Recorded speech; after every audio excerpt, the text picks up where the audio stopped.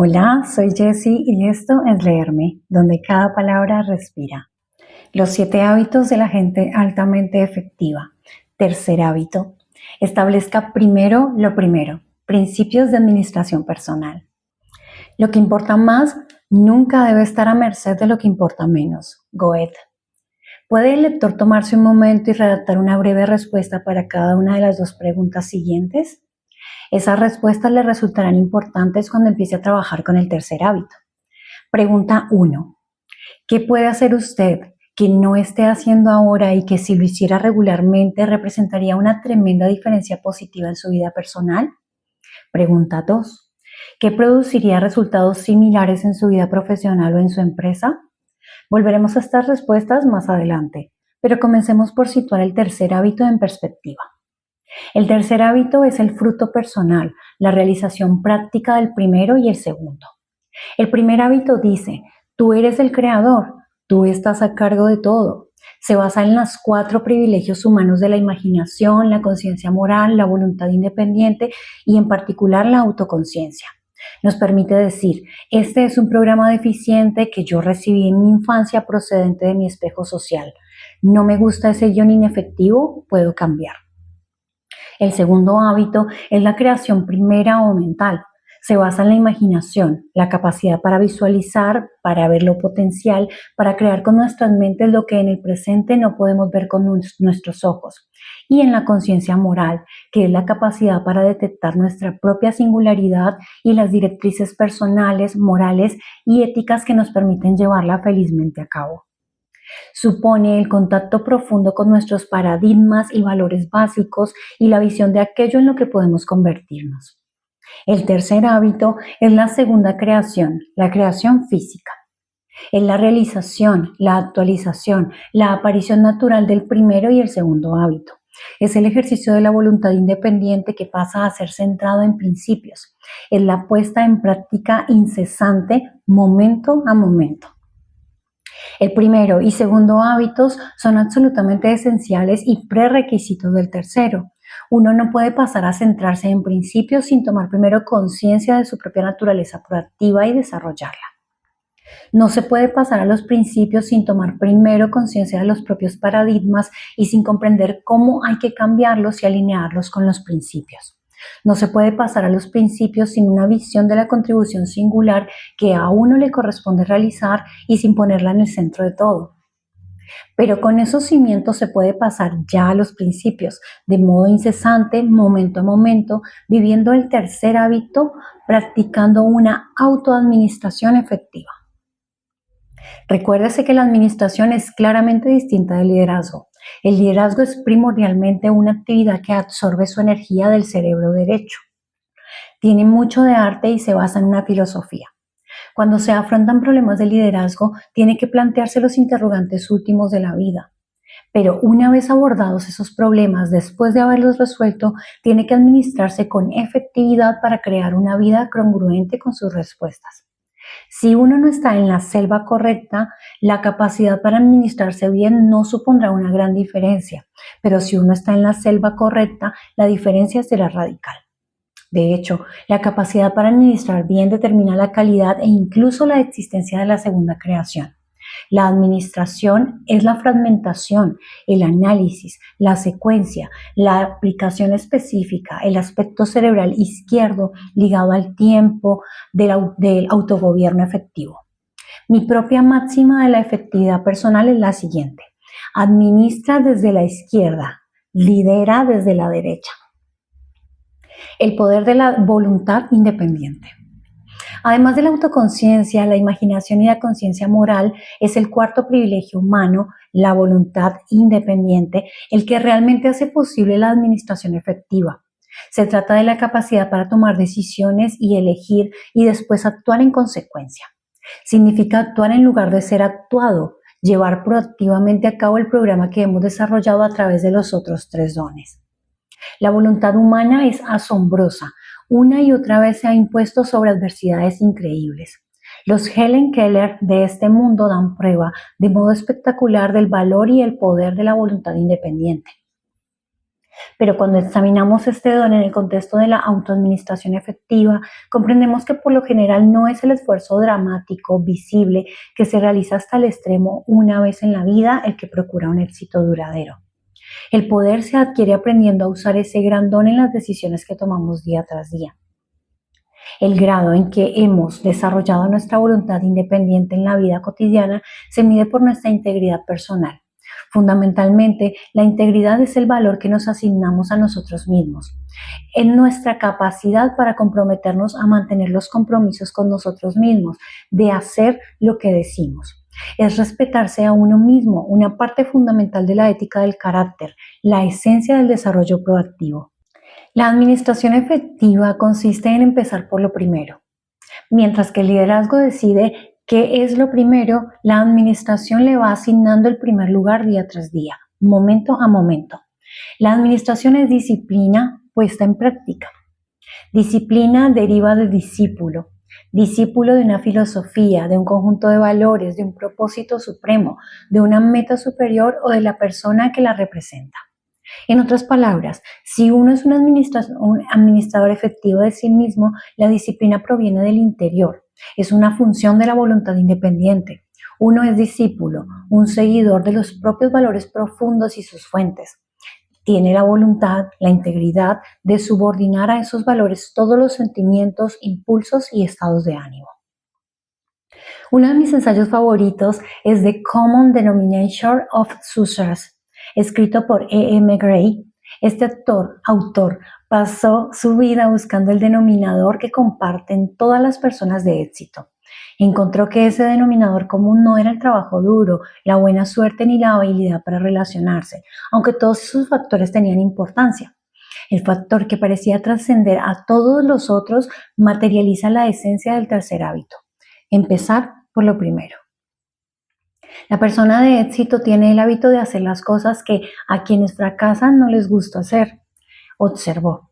No necesariamente le gusta hacerlas, pero su disgusto está subordinado a la fuerza de sus propósitos. Esa subordinación requiere un propósito, una misión, un claro sentido de dirección y un valor establecido por el segundo hábito, un ardiente sí interior que hace posible decir no a otras cosas. También requiere valor, voluntad independiente, el poder de hacer algo cuando uno no quiere hacerlo y depender de los valores y no del impulso o deseo del momento. Es el poder de actuar con integridad respecto de la primera creación proactiva. 4 generaciones de la administración del tiempo. En el tercer hábito abordamos muchas de las cuestiones concernientes al campo de la administración de la vida y el tiempo. Como estudioso desde hace mucho tiempo de este campo fascinante, estoy personalmente convencido de que la esencia del mejor pensamiento del área de la administración del tiempo puede captarse en una única frase: organizar y ejecutar según prioridades.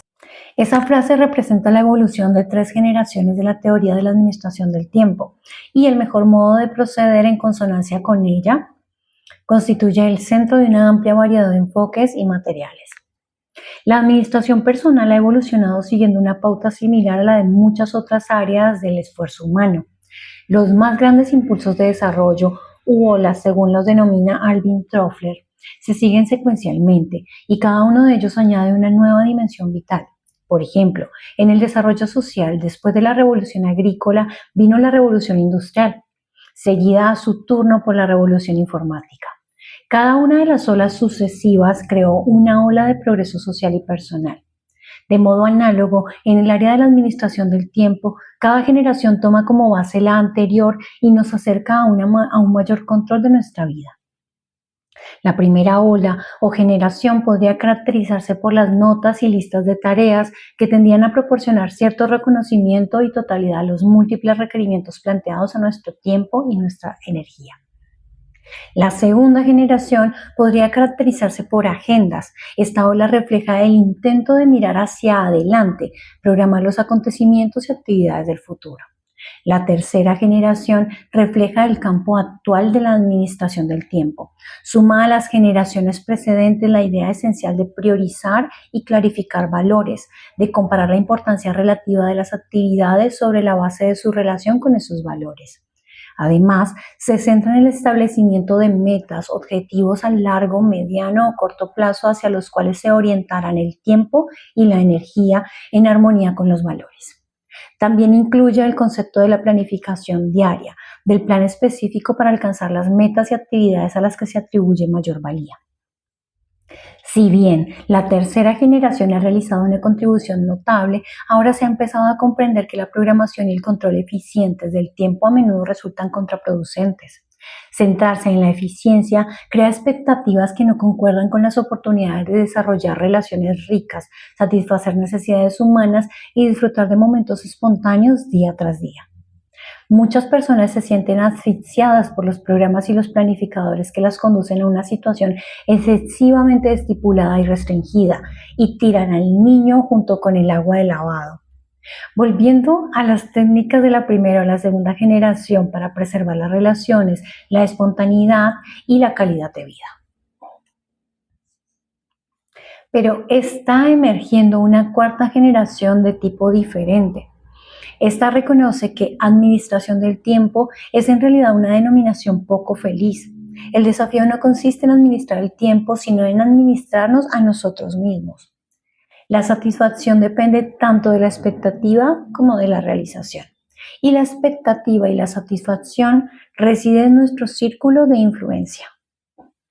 En lugar de centrarse en las cosas y el tiempo, las expectativas de la cuarta generación se centran en preservar y realzar las relaciones y en alcanzar resultados, en síntesis, en mantener el equilibrio P/CP.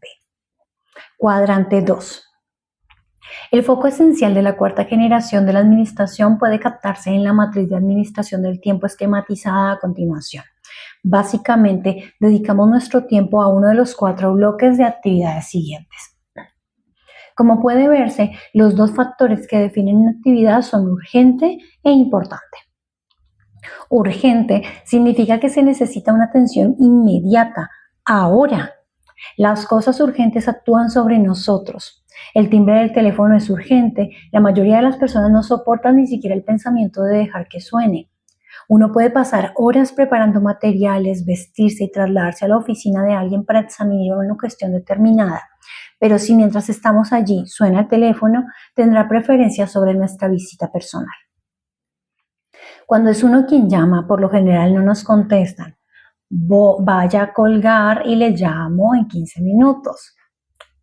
Pero son esas mismas personas que por teléfono nos atienden de inmediato las que pueden dejarnos esperando en una oficina, por lo menos durante ese mismo lapso, mientras terminan una conversación telefónica con algún otro.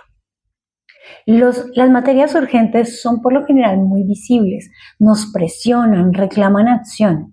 A menudo complacen a otros. Por lo general, las tenemos ante nuestras propias narices y suelen ser agradables, fáciles, divertidas, pero con la misma frecuencia carecen de importancia.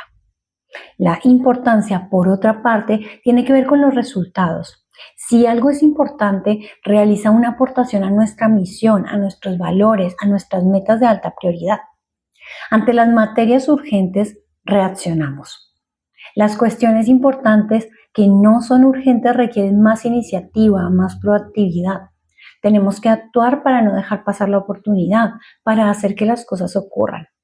Si no practicamos el segundo hábito, si no tenemos una idea clara de lo que es importante, de los resultados que deseamos obtener en nuestras vidas, con facilidad nos veremos desviados hacia la respuesta ante lo urgente. Examinemos por un momento los 4 cuadrantes de la matriz de la administración del tiempo. El cuadrante 1 es urgente e importante.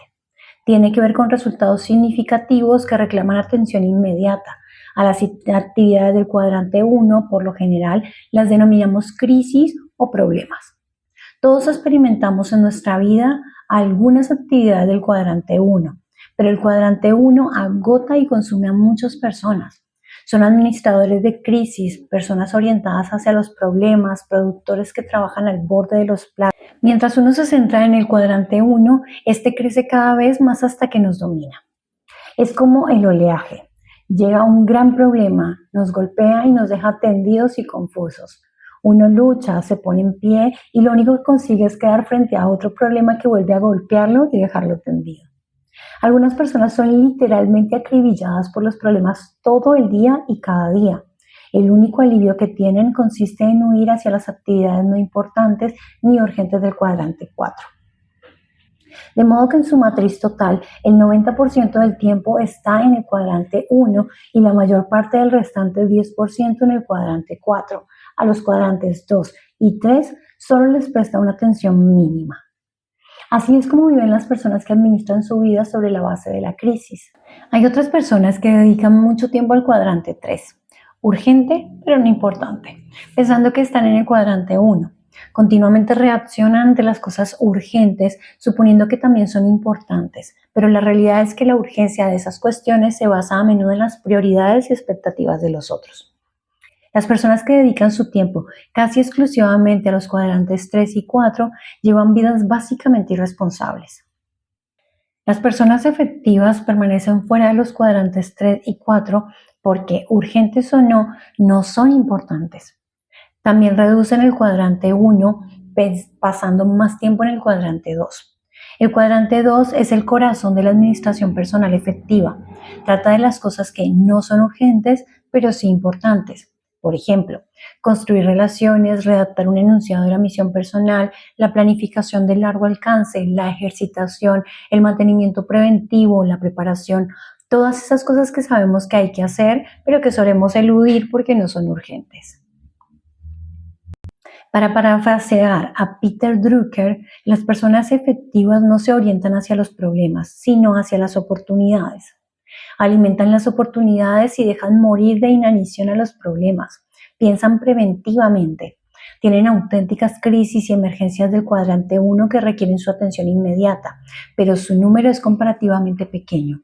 Mantienen P y CP en equilibrio al centrarse en las actividades importantes pero no urgentes del cuadrante 2 que tienen alto poder para generar capacidad. Teniendo en mente la matriz de la administración del tiempo, tómese un momento y considere de qué modo ha respondido a las preguntas del principio de este capítulo. ¿En qué cuadrante encajan? ¿Son importantes? ¿Son urgentes? Mi conjetura es que probablemente encajen en el cuadrante 2. Son obviamente importantes, profundamente importantes, pero no urgentes. Y porque no son urgentes, usted no se dedica a ellas. Examine de nuevo la naturaleza de esas preguntas. ¿Qué puede hacer usted en su vida personal y profesional que, de hacerlo regularmente, representaría una tremenda diferencia positiva en su vida? Las actividades del cuadrante 2 tienen este tipo de efecto. Nuestra efectividad avanza a pasos agigantados cuando la realizamos. Le hice una pregunta similar a un grupo de gerentes en un centro comercial. Si tuvieran que hacer una cosa en su trabajo profesional que ustedes saben que tendría efectos enormemente positivos en los resultados, ¿cuál sería? La respuesta unánime fue establecer relaciones personales útiles con los arrendatarios, los propietarios de los negocios del centro comercial, lo cual es una actividad del cuadrante 2. Hicimos un análisis del tiempo que estaban destinando a esa actividad, menos del 5%. Tenían buenas razones, problemas unos detrás de otros. Debían presentar informes, asistir a reuniones, responder correspondencia, realizar llamadas telefónicas, interrupciones constantes. El cuadrante 1 los consumía. Estaban dedicando muy poco tiempo a los gerentes de los negocios y ese tiempo estaba lleno de energía negativa. En realidad, solo los visitaban para cumplir con los contratos, cobrar el alquiler, discutir la publicidad u otras prácticas que podían no armonizar con las directivas del centro o algo semejante. Los comerciantes individuales estaban luchando por la supervivencia, no ya por la prosperidad. Tenían problemas de personal, problemas de costos, problemas de inventario y una multitud de otros problemas. La mayoría de ellos carecía totalmente de formación gerencial. Algunos eran comerciantes perfectos, pero no necesitaban ayuda. Los arrendatarios ni siquiera querían ver a los propietarios del centro comercial, que no eran más que otro de los problemas con los que tenían que lidiar. De modo que los propietarios decidieron ser proactivos, determinaron su propósito, sus valores, sus prioridades. En armonía con tales prioridades decidieron dedicar la tercera parte de su tiempo a relacionarse con los comerciantes. En el trabajo con esa organización durante más o menos un año y medio los vi ascender aproximadamente el 20%, lo que representaba un aumento de más del cuádruple. Además, cambiaron de rol. Se convirtieron en confidentes, adiestradores y consultores de los comerciantes. Sus intercambios estaban llenos de energía positiva. El efecto fue espectacular y profundo. Al centrarse en las relaciones y resultados más que en el tiempo y los métodos, las cifras crecieron. Los arrendatarios se quedaron sobrecogidos por los resultados de las nuevas ideas y habilidades, y los gerentes del centro comercial fueron más efectivos y satisficieron y aumentaron sus listas de arrendatarios potenciales. Dejaron de ser policías o de rondar como supervisores, resolvían problemas, ayudaban. El lector puede ser un estudiante universitario, obrero en una cadena de montaje, diseñador de modas o presidente de una compañía. En todos los casos, creo que si se pregunta qué hay en el cuadrante 2, cultiva la proactividad y la pone en práctica, finalmente logrará los mismos resultados. Su efectividad aumentará extraordinariamente. Sus crisis y problemas se reducirán hasta adquirir proporciones manejables, porque pensará con anticipación, trabajando sobre las raíces, adoptando en primer lugar las medidas que impiden que las situaciones lleguen a convertirse en crisis. En la jerga de la administración del tiempo, esto se llama el principio de Pareto. El 80% de los resultados provienen del 20% de las actividades, lo que supone decir no. En un principio solo se puede obtener tiempo para el cuadrante 2. En los cuadrantes 3 y 4 no se pueden ignorar las actividades urgentes e importantes del cuadrante 1, aunque este se reducirá cada vez más a medida que se dedique más tiempo a la prevención y preparación en el cuadrante 2. Pero el tiempo inicial para este cuadrante tiene que provenir de los cuadrantes 3 y 4. Para trabajar en el cuadrante 2 hay que ser proactivo, porque los cuadrantes 1 y 3 trabajan sobre 1. Para decirles sí a las prioridades importantes del cuadrante 2, hay que aprender a decirles no a otras actividades, algunas de ellas en apariencia urgentes. Hace algún tiempo, mi esposa fue invitada a asumir la presidencia de una comisión dedicada a una tarea comunitaria. Estaba trabajando en cosas verdaderamente importantes y en realidad no deseaba ponerse al frente de esa comisión, pero se sintió presionada y finalmente aceptó la responsabilidad. Entonces llamó a una de sus amigas para pedirle colaboración también a ella. La amiga la escuchó durante un lapso prolongado y después le dijo: Sandra, parece un proyecto maravilloso, algo que realmente vale la pena emprender. Aprecio mucho que me invites a participar. Me siento halagada. Por distintas razones no deseo participar, pero quiero que sepas cuánto aprecio tu invitación. Sandra esperaba cualquier cosa menos un atento no. Se volvió hacia mí suspirando. Preferiría haber contestado del mismo modo. No quiero decir que no se debe participar en proyectos significativos de servicio. Estas cosas son importantes, pero es preciso decidir cuáles son las prioridades más altas y tener el valor de decir no a otras cosas con buena educación, sonriendo y sin dar excusas. Y para hacerlo hay que tener un sí más grande ardiendo adentro. A menudo, lo bueno es enemigo de lo mejor. Tengamos presente que uno siempre le está diciendo no a algo. Si no le dice a lo aparente y urgente, probablemente se lo está diciendo a cosas más fundamentales y altamente importantes. Incluso cuando lo urgente es bueno, lo bueno, si lo permitimos, puede estar apartándonos de lo que para nosotros es lo mejor de nuestra contribución singular. Cuando yo era director de relaciones universitarias en una gran universidad, contraté como empleado a un escritor inteligente, proactivo y creador. Cierta vez, después de unos meses, fui a su oficina y le pedí que trabajara con algunas cuestiones urgentes que estaban presionándome. Él me dijo: Stephen, haré lo que quieras que haga, pero permíteme hacerte conocer mi situación. Me llevó hacia su tablero, donde había anotado más de 2 docenas de proyectos con los que estaba trabajando, junto con criterios de ejecución y fechas topes que antes había discutido a fondo. Era una persona muy disciplinada. Esa era la razón principal por la cual había recurrido a él. Si quieres que te hagan algo, encárgaselo a una persona ocupada. El hombre continuó: Stephen, para hacer bien las tareas que quieres que se hagan necesitaré varios días. ¿Cuál de estos proyectos preferiría que demore o cancele para satisfacer tu demanda? No quise asumir esa responsabilidad. No quise meter un palo en la rueda de una de las personas más productivas del equipo solo porque en aquella época yo me encontraba administrando por crisis. Las tareas que yo quería que se hicieran eran urgentes pero no importantes, de modo que encontré otro administrador y le encargué el trabajo a él. Cotidianamente decimos sí o no a ciertas cosas, por lo general muchas veces al día. Un centro de principios correctos y un objetivo de nuestra misión personal nos otorgan sabiduría para emitir juicios con efectividad en estos casos. Al trabajar con diferentes grupos, les digo que la esencia de la administración efectiva del tiempo y la vida consiste en organizar y ejecutar prioridades equilibradas.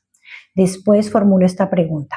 En el caso de que les falle una de estas tres áreas, ¿cuál sería la ineptitud para establecer prioridades, la incapacidad o falta de deseo de organizar esas prioridades o la falta de disciplina para la ejecución, para atenerse a las prioridades y la organización?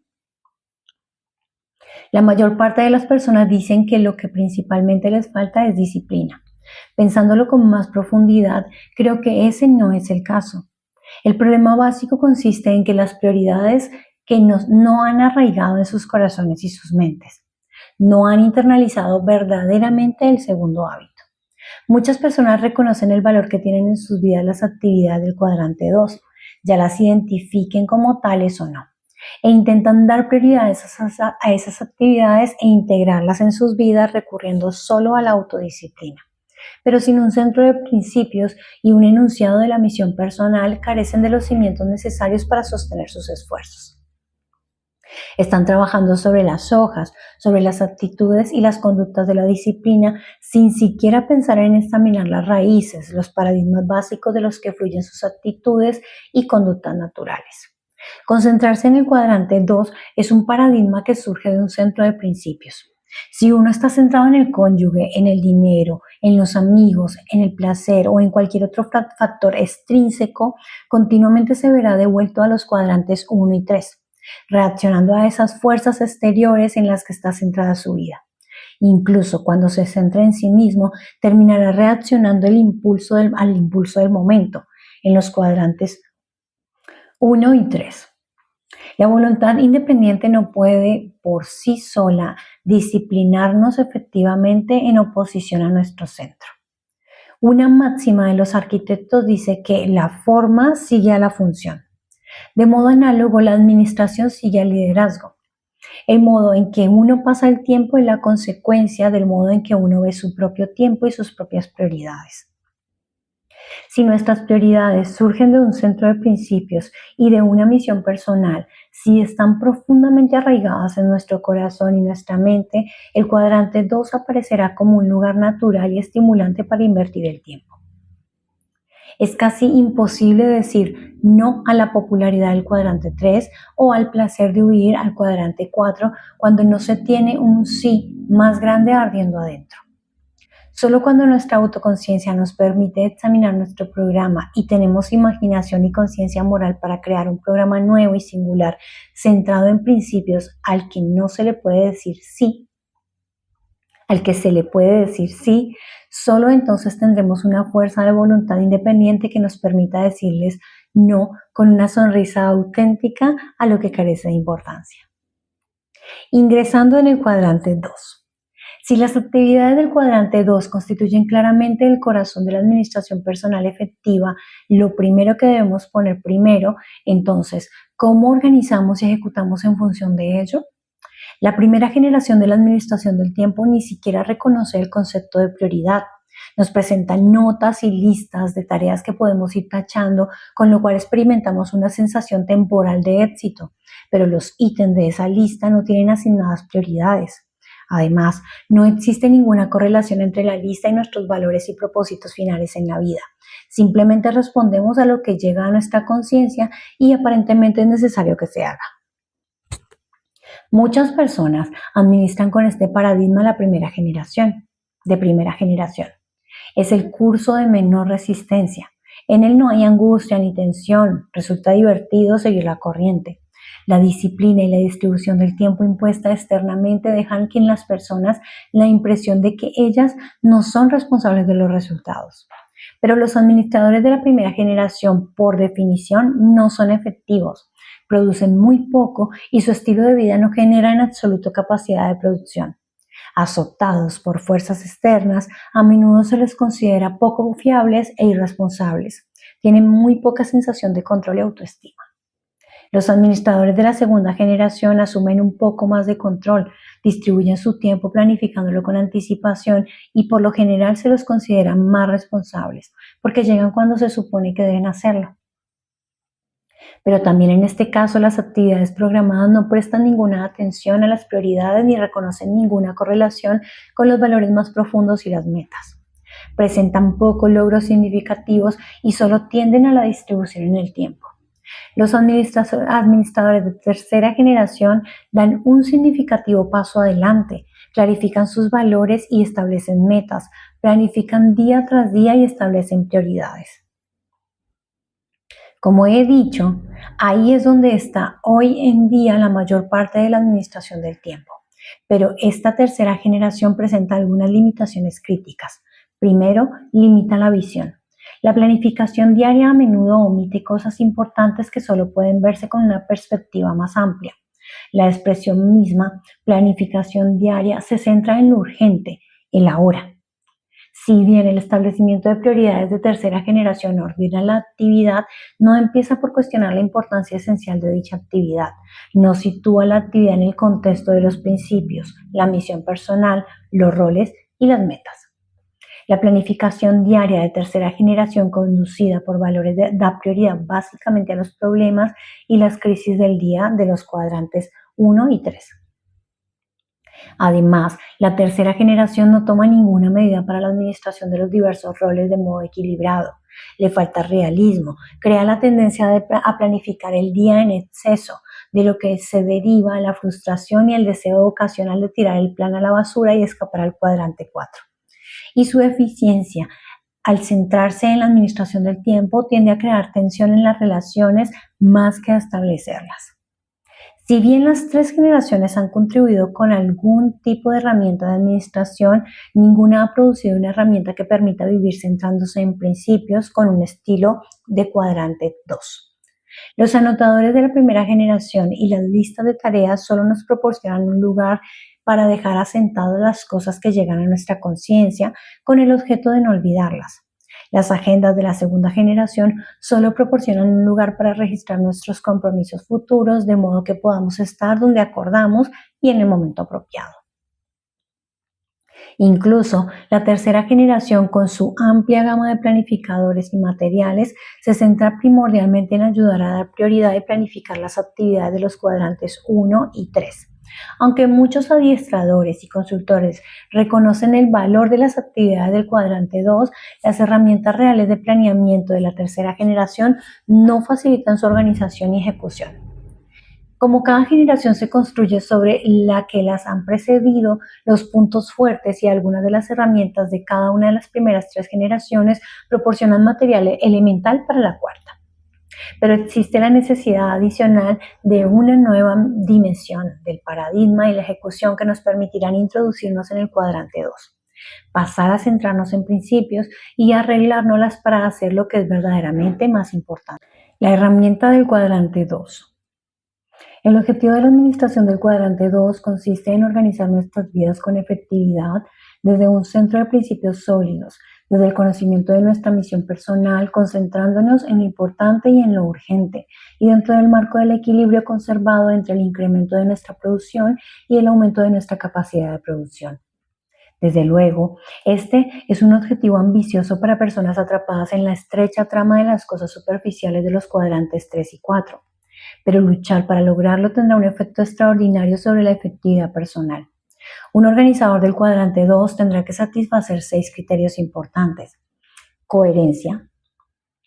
La coherencia sugiere que haya armonía, unidad e integridad entre visión y misión, roles y metas, prioridades y planes, deseos y disciplina. En el planificador deberá haber un lugar destinado al enunciado de la misión personal, de modo que uno puede remitirse constantemente a él. También tiene que haber un lugar para los roles y para las metas a corto y largo plazo. Equilibrio. Su herramienta tiene que ayudarle a mantener el equilibrio en la vida, a identificar sus diversos roles y mantenerlos ante sus ojos, de modo que no pueda descuidar áreas importantes como la salud, la familia, la preparación profesional o el desarrollo personal. Muchas personas parecen pensar que el éxito en un área puede compensar el fracaso en otras, pero ¿es esto así? Puede que sí, pero por un tiempo limitado y tratándose solo de ciertas áreas. Ahora bien, ¿puede el éxito en la profesión compensar el fracaso de un matrimonio roto, la salud perdida o la debilidad del carácter? La verdadera efectividad requiere equilibrio y su herramienta tiene que ayudarle a crearlo y mantenerlo. Centrarse en el cuadrante 2. Usted necesita una herramienta que le anime, le motive y realmente le ayude a dedicar al cuadrante 2 el tiempo necesario, de modo que, más que dar prioridad a las crisis, se aplique a su prevención. En mi opinión, el mejor modo de hacerlo consiste en organizar la vida sobre una base semanal. De todos modos, uno puede adaptar y establecer prioridades sobre una base diaria, pero el impulso fundamental proviene de la organización de la semana. La organización semanal proporciona mucho mayor equilibrio y contexto que la planificación diaria. En el reconocimiento de la semana como unidad de tiempo completa parece haber implícito un reconocimiento de tipo cultural. Las empresas, la educación y muchas de las otras facetas de la sociedad operan dentro del marco de la semana, destinando ciertos días al esfuerzo concentrado y otros al descanso y la inspiración. La ética básica judeocristiana respeta el sábado, el día elegido entre cada 7 para propósitos elevados. La mayoría de las personas piensa en términos de semanas, pero la mayor parte de las herramientas de planificación de tercera generación se centran en la planificación diaria. Si bien pueden ayudarnos a dar prioridad a las actividades, en lo esencial solo nos ayuda a organizar las crisis y el trabajo urgente. La clave no es dar prioridad a lo que está en la agenda, sino ordenar en la agenda las prioridades. Esto puede hacerse mejor en el contexto de semana.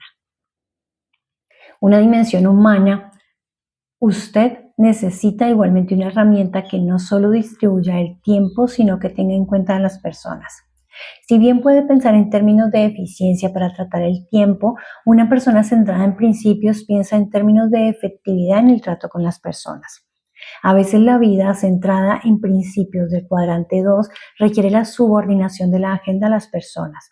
Su herramienta tiene que reflejar ese valor, facilitar su realización en lugar de crear sentimientos de culpa cuando no se cumple con un horario establecido de tareas. Flexibilidad. Su herramienta de planificación tiene que ser su sierva y nunca su ama. Puesto que debe trabajar para usted, hay que cortarla a la medida de su estilo, sus necesidades y sus métodos particulares. Ser portátil. Su herramienta tiene que ser portátil, de modo que usted pueda llevarla consigo en todo momento. Tal vez quiera revisar su enunciado de la misión personal durante un viaje en autobús o deducir el valor de una nueva oportunidad en comparación con algo ya planificado. Si su organizador es portátil, podrá llevarlo consigo y esos datos importantes siempre estarán a su alcance. Puesto que el cuadrante 2 es el corazón de la autoadministración efectiva, se necesita una herramienta que nos introduzca en él. Mi trabajo con el concepto de cuarta generación ha conducido a la creación de una herramienta específicamente diseñada en concordancia con los criterios que acabamos de enumerar. Pero muchas buenas herramientas de la tercera generación pueden adaptarse fácilmente. Como los principios son sólidos, las prácticas o aplicaciones específicas pueden variar de individuo a individuo.